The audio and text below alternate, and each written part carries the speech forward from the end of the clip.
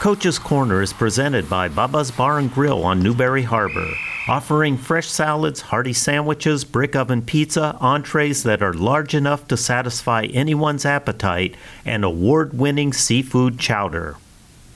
Well, I don't think it was a typical Wyndham-Hanover game. I think it was sloppy on both sides. We focused a lot on our offense and running our sets, and a lot of the yelling that you may have heard coming from the sidelines was trying to get the girls to run our set. The way our offense is set up, if a couple of kids are going rogue and not running the set, it ends up being a confusing mess. So we had a little too much of that today. I think what worked well for us is our redefending, our riding. We did a nice job creating turnovers.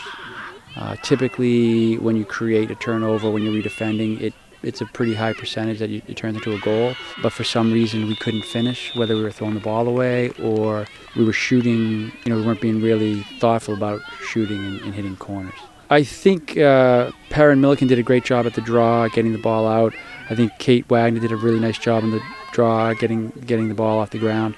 I think a big part of this win was we did control the draw more.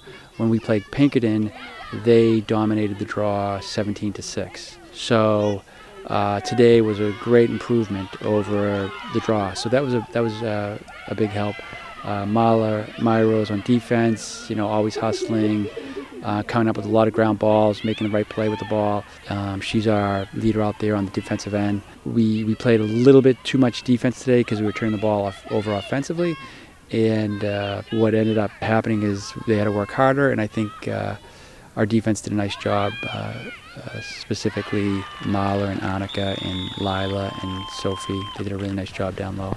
We also asked Coach what he thinks his team needs to do to continue to win. Well, I think our team needs to have a little bit of a realization of winning involves not just what happens on the field, but also how we work as a team on the sidelines, how we work in practice. We did return 15 or so kids from the championship team last year, and we have a team now of 23. So we've added quite a few girls, and I think at this point in time we're trying to, come together as a team and be able to work up and down the field with each other.